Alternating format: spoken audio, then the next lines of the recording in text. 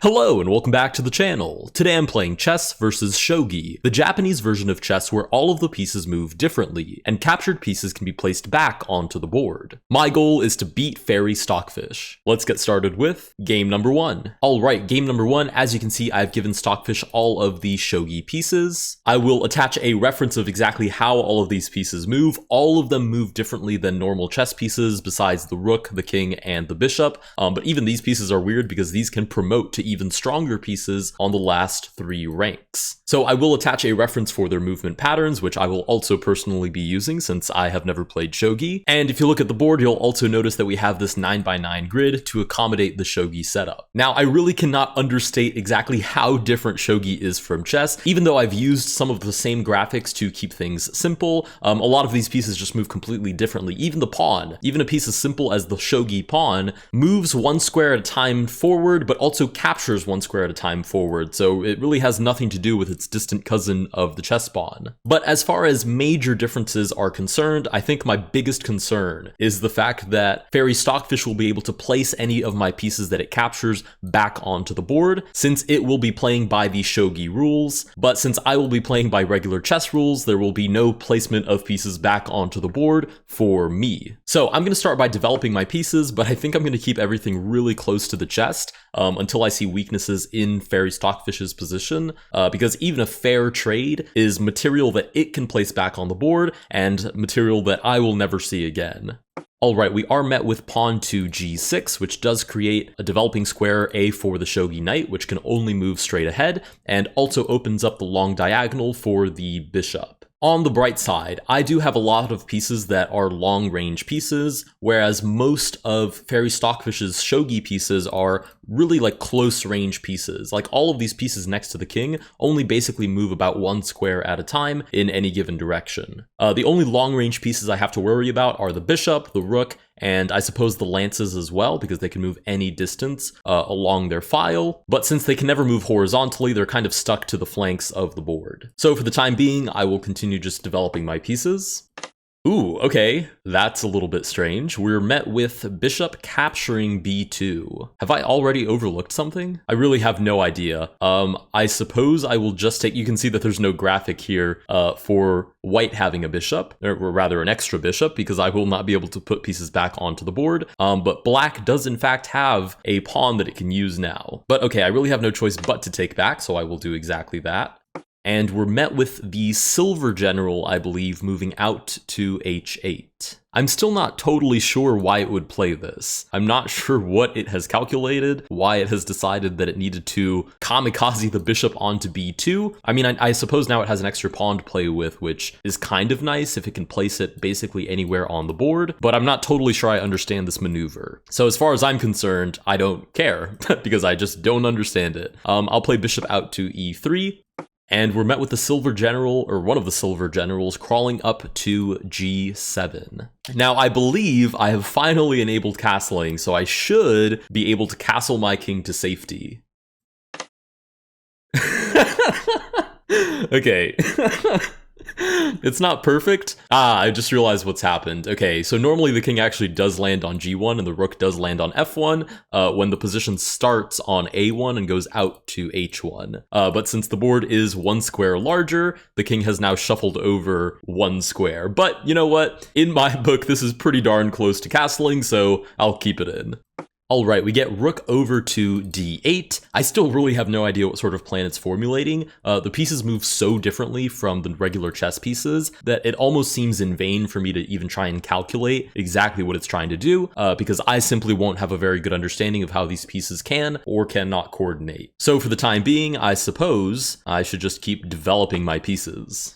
Alright, we get rook back over to b8. Is it afraid of me right now? Why is it afraid? Because it's moving back and forth, and the only reason an engine would move back and forth is because, not actually being afraid, but because it doesn't think it can optimize its position anymore to make it safer or more ready for an attack. So okay, I'll start grabbing some space. I'm gaining a little bit of confidence. We do get that pawn placed on i4, so it's starting an attack. But why can't I just take this? None of these pieces can reach my knight, so this is definitely just a free pawn, right? Yeah, it looks like a free pawn to me, so I will be capturing it.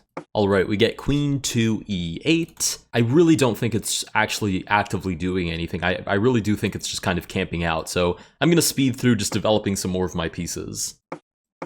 Oh, okay, wait a second. It's decided to play I6, which I believe is looking to play I5, right? Pawn to I5 looks like it's under attack, but it's actually defended by the lance on I9, and the pawn on I5 would be threatening my knight, which can't move to H6 or G5 because those squares are covered by the shogi pawns. Of course, I can't retreat onto my own pieces either, so it's actually threatening to trap my knight right now. I think that's the first actual tactic of this entire game. I'm simply going to move this pawn forward so I have somewhere to drop the knight back. Alright, we get the pawn forward anyways. I will retreat as planned. Oh, okay. The pawn continues to advance. I'm wondering if its strategy is just to sort of open up a pipeline down the I file and then just bring a whole bunch of pieces into the attack. That's the only way that I can rationalize a second pawn sacrifice, but to be frank, it's really just not that convincing. So I will just take this pawn. Oh, okay. We get lance sacrificing for the knight. Oh, maybe it wasn't that complicated. Maybe it just decided that my knight was worth more than its lance. Especially considering that, like I said at the beginning, the lance can never move horizontally, so it is just stuck to its starting file. So maybe it just decided the knight was worth more than the lance, so it was willing to give up that pawn to get that exchange on the board. Okay, I will go ahead and take back. I suppose in terms of raw material, I do start off with less than Stockfish, although I'm not sure that all of these pieces are quite as strong as my own. Alright, we get the silver general back to h8. I suppose if Stockfish is going to line up an attack where my king is, I should return the favor and try and line up an attack where its king is currently placed. Okay, oh, that's right, and it captured my knight so it can drop it back onto the board. I've just realized a fatal flaw in this entire setup, which is that any capture that ever happens, Stockfish can basically just recycle that exact same piece to force another trade, and then another trade, and then another trade, and eventually I'm just going to run out of pieces, because it can keep placing pieces back onto the board, but I can't, because I'm playing by the rules of chess. So this fork, for example, normally is just a fair trade. I move the queen out of the way, we trade, la-di-da, everything's fine, but the problem is that knight disappears forever since I can't put it back, and my bishop gets recruited into the enemy's army. Oof, okay, so I have to play this like hyper-aggressive. Okay, for the time being, obviously I do still have to protect my queen, so I will move her back. And we do get knight to f6. It didn't decide to trade off the knight for the bishop, but that threat is still kind of hanging out. So I should probably move my bishop out of the way so that's no longer possible. I'm also creating this battery and trying to line up some more pieces on that king side. Alright, we get the silver general up to c8. Now, how to continue this attack? I think it's just reinforcing its pawn structure. Again, since I did create that battery, but I'm not totally certain how to continue attacking. You'd imagine I just bring more pieces in, and eventually they'll somehow coordinate to actually threaten some pieces. Alright, we get knight to d4. Not really sure what that's looking for. I'm assuming it's just looking to take on e2, because it's not threatening anything else. So I'll just advance this pawn and boot the knight. Whoa, okay. Knight takes f3 does put me in check. I mean, is it even worth thinking about whether or not I should take back? I mean, it's a no-brainer, I suppose. I'm assuming it's weakening my king and I should be deeply concerned, but I will just take back. It does have a pawn that it can use now, but I can't see anywhere where a pawn would be a fatal event for my position.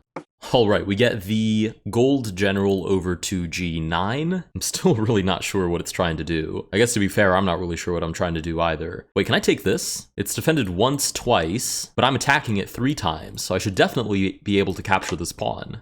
Oh, nice, the gold general moves back but does nothing about this knight. Can't I take this for free? Should we trade rooks? I would simply take back. The knight isn't really trapped, it can always retreat from whence it came. Alright, I'm taking this lance as well.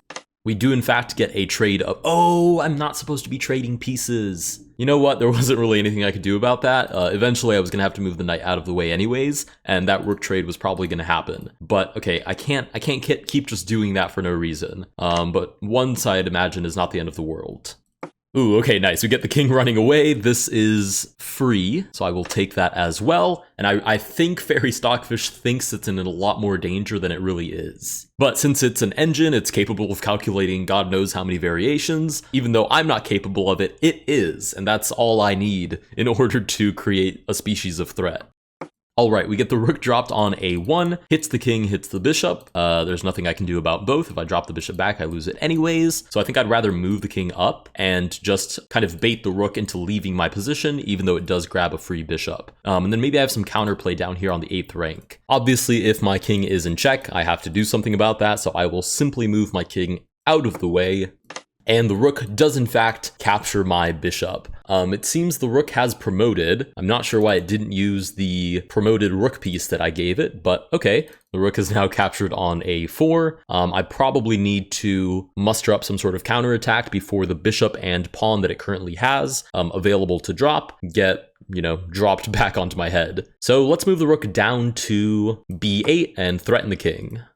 Oh, hello. Okay, there's the bishop again, dropped onto f1. Is there any reason I can't just take that? This seems like a total non-threat. You know what? Maybe it's thinking that there's actually almost forced checkmate back here.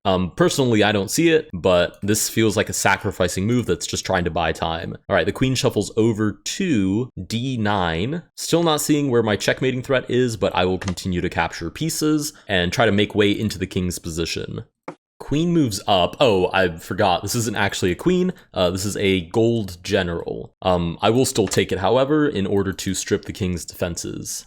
Rook comes down with another check. I'd imagine I should move out of the way, so I'll play king to e2.